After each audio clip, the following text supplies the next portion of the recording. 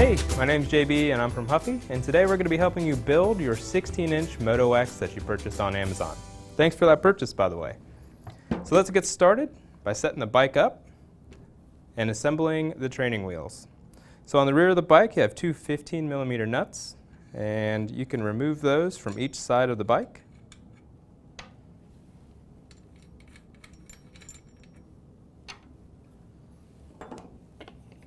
And you're going to make sure that the training wheel bracket brace is still in place, and then slide the training wheel onto the axle.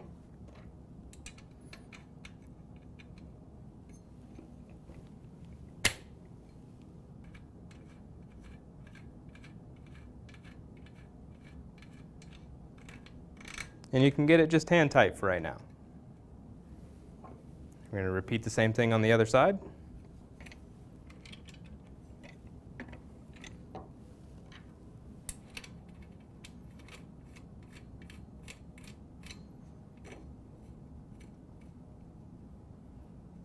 And now you're going to level them out just a little bit.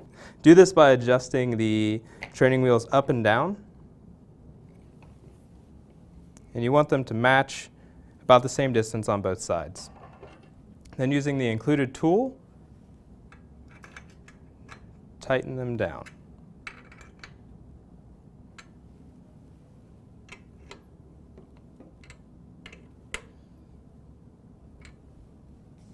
You're going to want this to create a little bit of wobble in the bike.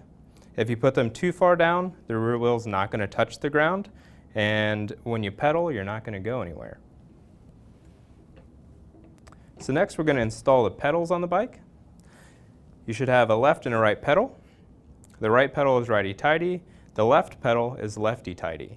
The left pedal is signified by an L on the threads, the right pedal is signified by an R on the threads. There also should be an L and an R sticker on the pedals as well. The left pedal is always signified by additional marks on the surface of the metal. So you'll see 3 marks on each area where you would apply the wrench. So that makes sure that you know which one's left and which one's right. Now which one's left and which one's right on the bike differs a little bit. The driveline side of the bike, the side with the chain wheel and the chain, is always the right side of the bike, or the rider's right. So let's go ahead and put that on.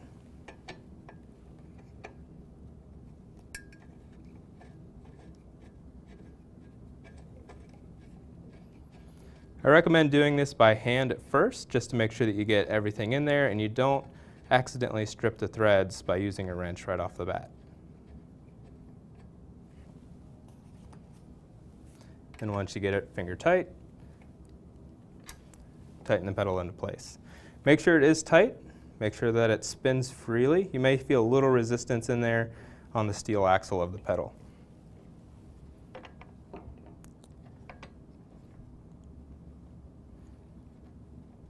Going to do the left side now. Remember, it is lefty-tighty when spinning the pedal on, not righty-tighty. Do this by hand so that you don't mess up the threads. And then tighten once you get it as hand tight as you can.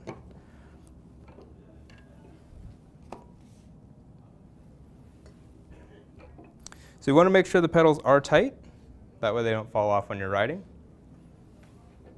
All right, now that we've put on the pedals, let's go ahead and put the seat on the bike. Release the quick release mechanism, and you're going to tighten this by hand, and then actuate the lever. And then you're going to open it back up. I recommend just tightening a little bit more by hand, and that should be a good starting point for you. Go ahead and slide the seat in. You may have to loosen this just a little bit. And there are marks on the seat post that have a minimum mark. You'll see that by a bunch of little dashes across the seat post. You're going to want to make sure that the seat post is at least that far down. So we've done that. Make sure that the seat is straight. Go ahead and actuate the lever. This should be slightly difficult to close and not very easy. Once you make sure that it's on there, the seat shouldn't move, and that makes sure that the rider is safe when they're on the bike. Now we're going to go ahead and do the handlebars and front brakes. So go ahead and rotate the fork of the bike so that the braking mechanism is in the front. And go ahead and get your handlebars out. And take off the protective sheath that's on the handlebar stem. And you may have to loosen the 15mm bolt right here a little bit so that you can fit everything down into the down tube. There are also minimum marks on here, also signified by dashes that go across. So just make sure that it's down that far. You can adjust this up and down as the rider needs, as long as the minimum mark is still inside the head tube. We're going to tighten that up just to hold it in place while we adjust it. It's also a 15mm, and it's included in your tool. And then we're going to put the brakes on. So you'll notice that there are multiple openings in the two different pieces of hardware for the brakes. So you're going to line the openings up with this, and then insert the cable through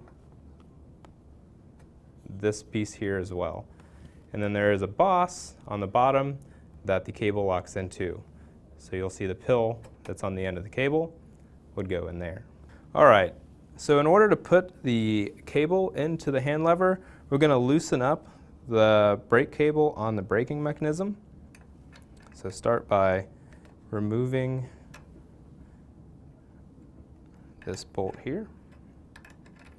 And actually, you don't have to remove it all the way, you just need to get it loose enough so that it lets all the tension go. You're going to have a little bit of free play here so that the wire can move around. During this process, we also want to make sure that the cable stays inside of any of the bosses that it's connected to. Because if it gets stuck out here and you tighten everything up, then it'll eventually slip in here and then the brakes won't work correctly because they'll be too loose. So at this point, we'll move up to the lever, put the pill into the lever, and then you're going to pull through the slot in the lever, through the slot in the keep bolt, and into the other boss on the other end. Once you have it through, you can adjust these so that the wire can't escape out of the lever. Make sure that that wire housing goes into the boss up here and into the boss down here. We're going to come back down to the brakes, and we're going to close the brakes onto the wheel. If you have small hands, you might want to have someone help you with this while you tighten the cables up. My hands are about medium size for a guy, and I can usually do it pretty easily. So we're going to go ahead and just kind of tug on the wire just to get it down as far as possible, making sure once again to keep the cable housing in any of the bosses, and then we're going to tighten this up.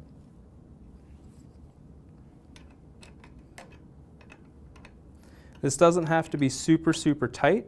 If you get it too tight, you may damage the cable on the inside. After that, we're going to go ahead and actuate the lever to make sure that the brakes work. And it looks like we have brakes working on both sides. So to test that, you can just spin the wheel and give it a squeeze. So with the brake lever finally installed and you have the brake cable in place, make sure that this lever is adjusted properly. Typically between 30 and 45 degrees angle down is where you want it at so that the person using the brakes is able to grab it appropriately. In your toolkit, you were given an Allen wrench to use. You can tighten the top of this as needed if it's too loose. Don't over tighten. If you do, you possibly could break through the plastic on here. So use caution when doing that. You also want this to be able to move just a little bit. So in the event that someone does take a tumble on the bike, the brake lever doesn't break, it just moves out of the way.